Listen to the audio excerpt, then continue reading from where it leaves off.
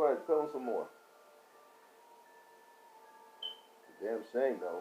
Cortez founded his own great capital, Mexico City, patterned on a feudal model already dying in Europe. So they're bringing European art over here.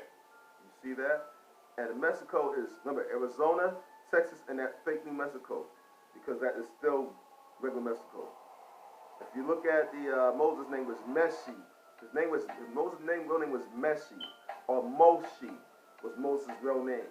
He named the Mexicans after him, Moshikens. But then y'all called them Mexicans because at one point the Moshikens, who were named after Moses, Moshi, had these guys serving the Most High. At one point they were serving the Most High. And then of course they went back to serving devils, and we fall right behind them like a damn idiot. Mexican slaves by the thousands. What kind of slaves? Hebrew slaves by the thousands. Many of them highly skilled as sculptors, carpenters. I thought they was nobody. I thought they didn't have nothing over here. I thought we was a bunch of people running around with sticks and stones. That's what they want you to believe. Mexican slaves, Hebrew slaves, that's code. By the thousands. Many of them highly skilled as sculptors. Yeah, because the Mexicans turned on us. Remember that. They used the Mexicans to turn on us because we didn't like the Mexicans. If you actually look at history, the American captains that have in the book, they say that the Mexicans and the Indians didn't like each other, so they used them to go against it to go to war. So at first the Mexicans did not get conquered. The Israelites, we got conquered. And then after they conquered us, they turned their face to the Mexicans and started taking your land, which is Texas, okay, Arizona, and all that other stuff. And, you know, I have to say this to the Mexicans, man. Now, don't have to have Mexicans, I don't have nothing to say to y'all. Because at the end of the day, I have to accept y'all my brother, whether if I like it or not.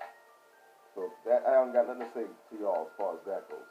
But the Mexicans with the stringy hair, can we at least get an apology for what y'all done? Like, damn, bro. Y'all didn't only screw y'all. I know we should have been just stop hating each other, but we shouldn't have been. I mean, damn. Y'all couldn't just freaking fight us up and up by yourselves while y'all had to get somebody else. And did it pay y'all? Like, y'all screwed us and y'all screwed yourselves. And yeah, y'all were devil worshiping. We're devil worshiping with y'all. And then we split up from y'all. We kept on devil worshiping. And y'all were devil worshiping too. Okay. So neither one of us was any better than the other one because we kept on, we were all doing the same evilness. Cold hard facts. Gotta admit it. However, really?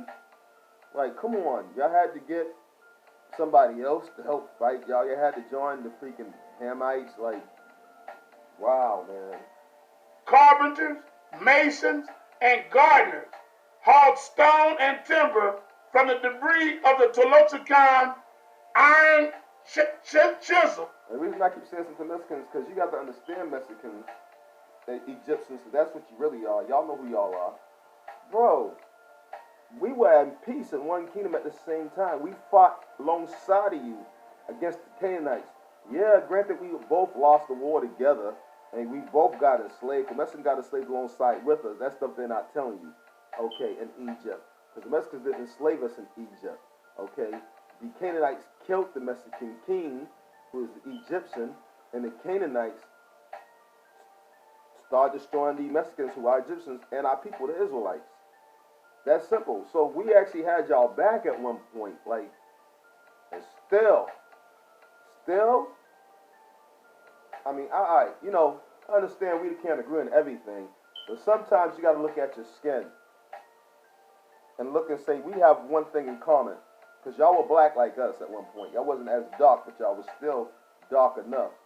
And then you look at the other thing that doesn't have the skin you have, and common sense is saying maybe we should put our knives and bow and arrows aside, you know, and fight against something that doesn't look like us, because this thing will conquer all of us. No, that's not what y'all did, though. And iron hammers enabled them to cut porous red stone of the valley into palatial European houses. What? They started making us build their houses. Over the doors of which the new Hydrologos could place their carved pictures. Listen to this.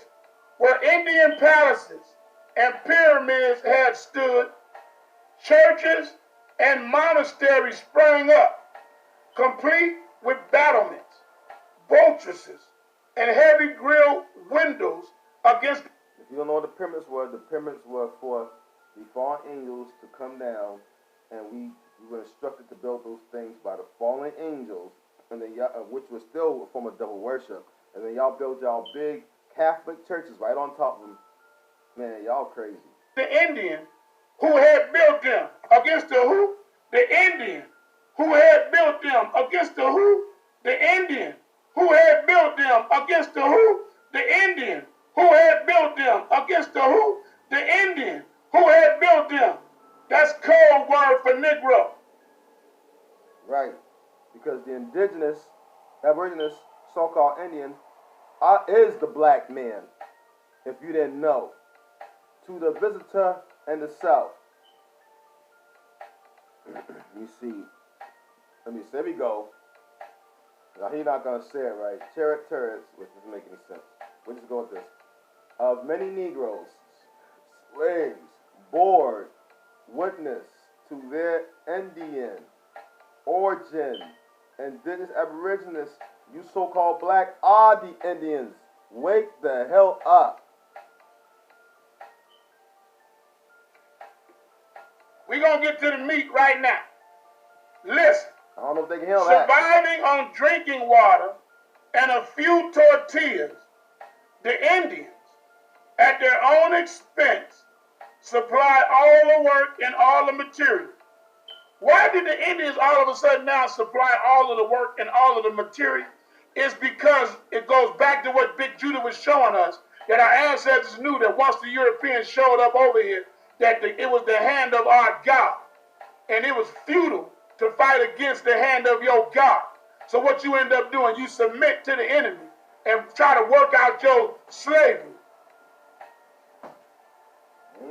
Now we help them, because now we know why they're here in the first place, because the Most High said he wouldn't let no other nation never come over here if we was doing right. That's so right. Now here we are, we completely submitted to their will. Listen, surviving on drinking water and a few tortillas, the Indians are the Negroes. That's right. At their own expense, supply all the work and all the material, brought up from childhood to a Spartan life. What? Brought up from childhood to a Spartan life. What? Brought up from childhood to a Spartan life. What? Brought up from childhood.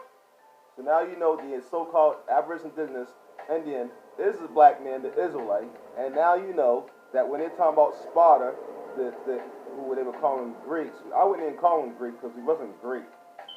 Okay, but the real Greeks were black. They wasn't even white at first, but they were your enemy before they end up being turned white. They were turned white, from what I understand, before we even got a chance to even deal with them. By the time we started dealing with the Greeks, they looked white, which we were better off not dealing with. Well, they kind of just came over here along with the rest of everybody else and did what they did to us. See? But the Spartan was what? Warriors. That's all it means, warriors. From the age you was born to a little boy, you was raised as a super soldier. No chemicals, none of that. As a super soldier raised. You knew the best martial arts. We knew we were the ninjas. We were the samurai. We were all those martial arts all tied up in one. Plain and simple. And nobody could touch us. But when the Most High came, well, I mean, we did fight. We tried. we fought for 200 years. We fought a lot of battles. They beat us, though. It happened, so. To a Spartan life. A Spartan life. A Spartan life. They calling you guys the Spartans. Right. Now let's go back to this clip. Now it's going to make sense. Now it's going to make sense. There will be no glory in your sacrifice. I will erase even the memory of Sparta from their histories. Every piece of Greek parchment shall be burned. Every Greek historian, And every scribe shall have their eyes put out and their tongues cut for their mouths. Why, uttering the very name of Sparta or Leonidas will be punishable by death. The world will never know you existed at all. Now let me read this again. What did he say? They were going to destroy and wipe out everything about us? Oh! On the leveled ruins, Cortez founded his own great capital, Mexico City, patterned on... Now I just want you to notice how they whitewashed everything so that when you watch the movie and they throw it in your face, you wouldn't even notice that they were talking about you. They did call us Spartans. We did not call ourselves that. We always knew we were the Most High's children. They gave us all these names. We didn't give ourselves these names, but they gave us these names to throw you off from who you really are. You know, Sparta means warrior. They should have just said warriors of the Most High. Unfortunately, he was not acting like warriors of the Most High at the time. And there were a small group of men who were left to fight the conquerors. And as the rest of us snuck out of our cities, some of our cities